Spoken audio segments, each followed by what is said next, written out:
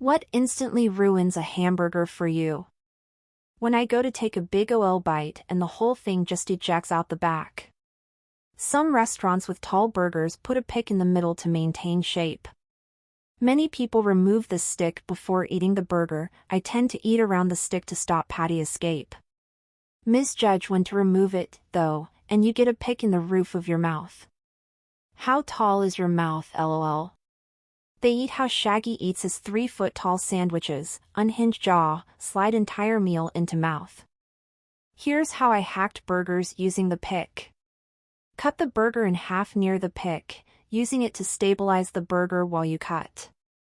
Leave the pick in one half and eat the other. When done with the first half, remove the pick and eat the second half. This is the way.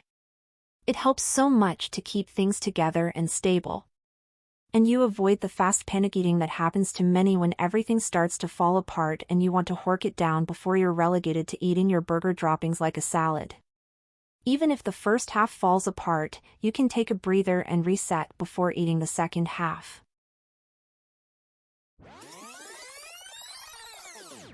Soggy bun. Absolutely awful when the bun loses all structure halfway through and your hamburger disintegrates in your hands and you're left with a pile of slop. So gross. 100% agree, and a good burger ain't cheap. They used to be. Until gourmet burgers became popular and now we're all paying $20 for them. Five Guys are pros at making soggy buns. My local started bagging the burgers upside down. That was a game changer. I had to stop getting their burgers because their buns are the worst. Not just the bun is probably fine, but what's bad is their packaging, the cooking foil. All that burger juice, sauce and hot steam moisture inside of the foil basically makes a hamburger bun into a borderline paste by the time you open it. Then you hold the burger and it disintegrates and you eat it like an animal. And it now costs like $20 with burger, fry, and drink. Yeah, no thanks. Geez, I swear last time I ate there, I was just trying to pop in somewhere and eat lunch real quick and I got the smallest everything and it was $20. I didn't remember it being that expensive. I remember in high school thinking absently like a glutton about how much I would be able to eat out after I grew up, went to college, and made adult money. Now here I am, and I can somehow afford even less Five Guys than I could back then, lol. Those prices are crazy. Always been that expensive for Five Guys. At least since I started going there in like 2012. Are you getting it delivered or getting takeout and eating it later on? I've never had a problem with them, but only eat at the restaurant. I usually eat there. Even after asking for an extra toasted bun, the issue remains. By the time I'm halfway through the burger, the buns is just falling apart. I don't get it. I have 2 local burger places where I never dine in, takeout only. One is a ghost kitchen and the other is in a bar. One of the things that makes those burgers amazing is a bun that holds up once I get home. When you're chewing, and the meat has a hard bit in it, like a piece of bone or something. There's nothing worse than finding a hard thing in soft food, or a soft thing in hard food. There's nothing worse than having to reevaluate your chew intensity level when an emergency dentist appointment becomes a potential threat. Yeah, I once found a chipped piece of plastic spatula or mayo container or something like that in my burger. I'm glad I bit at it with my front teeth and it was orientated horizontally, so I bit the flat part. It could have ended much worse. My wife once pulled a piece of metal out of her sushi. Turns out it was a sliver of the fryer basket they used to make the tempura. They comped our whole meal and she didn't get hurt, but I've seen horror stories of people accidentally swallowing bits of metal from those wire grill brushes and things like that, and it's not pretty. Talking about ripped up stomachs, throats, and if you somehow still didn't realize it, intestinal walls. This too shall pass. Along with a quart of blood. None shall pass.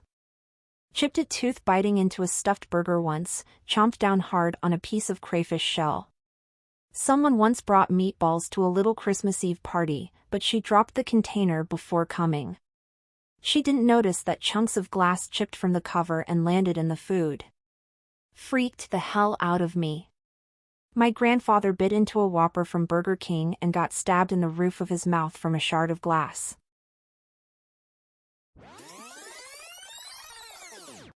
More of a meatball than a patty. I see you've had my dad's burgers. What is it about dads and their absolute tennis ball burgers? Also, my family chronically underseasons everything, but then busts out the spice rack for a hamburger.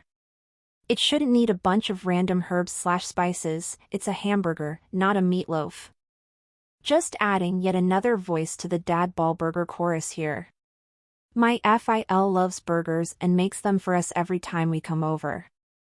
My man means well, but he doesn't put a dimple in the middle of the burgers, required for when you're grilling them so they don't puff up into a ball, and also doesn't salt the damn patties. So the result is we get these globe burgers that don't even reach the side of the bun and that have zero flavor aside from the toppings we put on them. But every time he bites into it he gives this loud moan like it's a sin to even taste something so delicious. I'm happy for the guy, but I just don't get it. I feel like a lot of those situations are when someone discovers something better than what they're used to and then never think to explore to find the next level of improvement. I only had ball burgers tossed around in a frying pan before, and when I discovered the secret of putting them on a grill, I knew I had reached the peak of cooking. I learned long ago that when I think I've made the best version of something, I haven't, and there's always something better to be done. I experience this grown thing all the time with our friends and family, and when I bite in, I'm just baffled by their experience.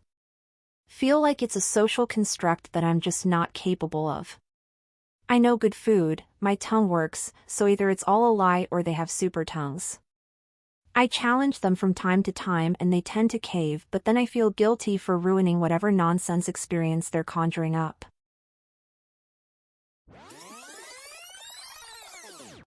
Bun breaking apart for me is one. I'll say this now. The height of burgers are a joke. I'd rather a regular burger height and the circumference of the burger being bigger. The bun to burger ratio is important. I also prefer thin patties better than one thick patty and much better than two big ones.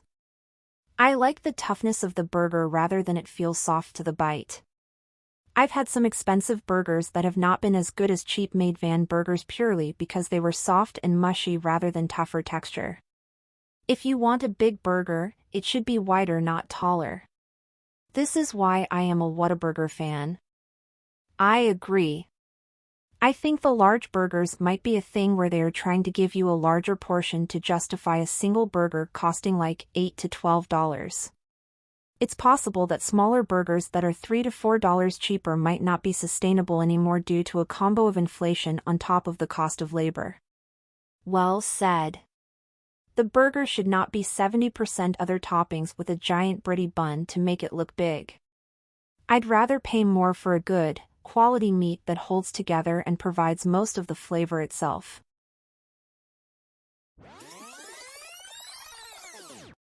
Fat-ass tomatoes. I love tomatoes. But I loathe lazy food preparers who slice them into massive slabs. Get a decent knife. Same goes for massive chunks of tomato in a salad. It seems like there is an epidemic of cooks/chefs not slicing things thin enough. Whenever you see chefs at fancier places, they slice things nice and thin as a default for a lot of foods, and there is a reason for that, lol.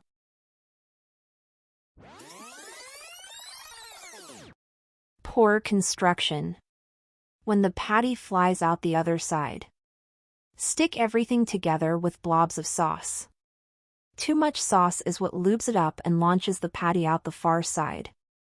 Good textured vegetables and a firm grip. I find sliced onions on the bottom and strips of bell peppers are the best grippy veg for the purpose. Or, if you're against veggies because healthy food is for those who want a long life, then thick-cut, super ruffled crispy bacon can also do the job. Big thick slices of raw onions rings. I know it's a personal preference for many, but just onions.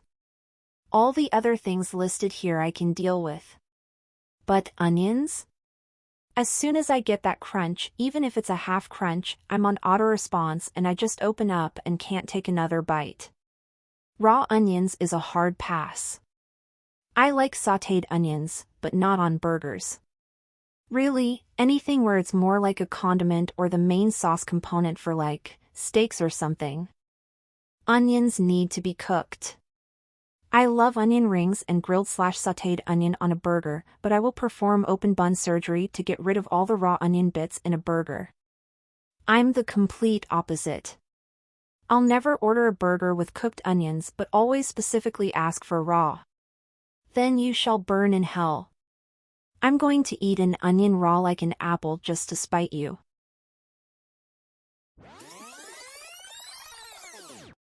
Brioche buns. I just find them too sweet in a really unpleasant way. Anthony Bourdain has a good rant or two about brioche buns. I like his main idea that the entire point of a bun is to keep the grease off your hands, so using a greasy bun defeats that purpose in the first place, plus the buns don't always hold up well. Sometimes they tear, fall apart if they get too much juice, are too dense, etc. etc. His point about the hamburger bun really stuck with me. I like his main idea that the entire point of a bun is to keep the grease off your hands. I agree that there are issues with many brioche buns and greasy hands might be one of them for some, but that idea is just absolutely ridiculous. It's like saying fries are there so that you don't get ketchup or mayo on your fingers. Personally, I think brioche buns are indeed often bad in this way, too sweet, quickly losing structural integrity, sometimes too much butter even, but it depends entirely on the bun and they can certainly be made in a way where this isn't the case, but they would still qualify as brioche, and then they are definitely one of my favorite buns. It's quite literally the entire point of sandwiches though. The entire point.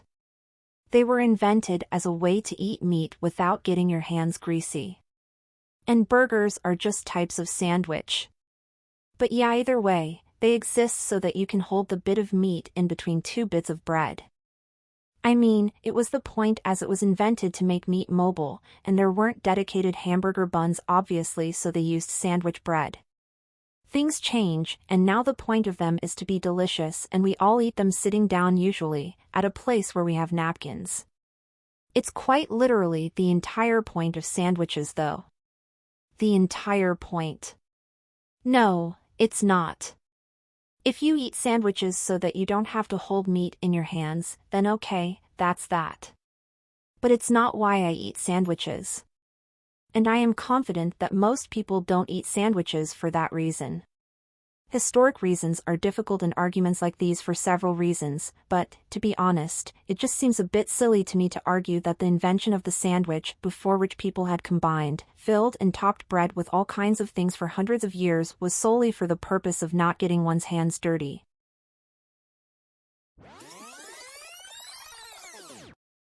Please like and subscribe for more daily content.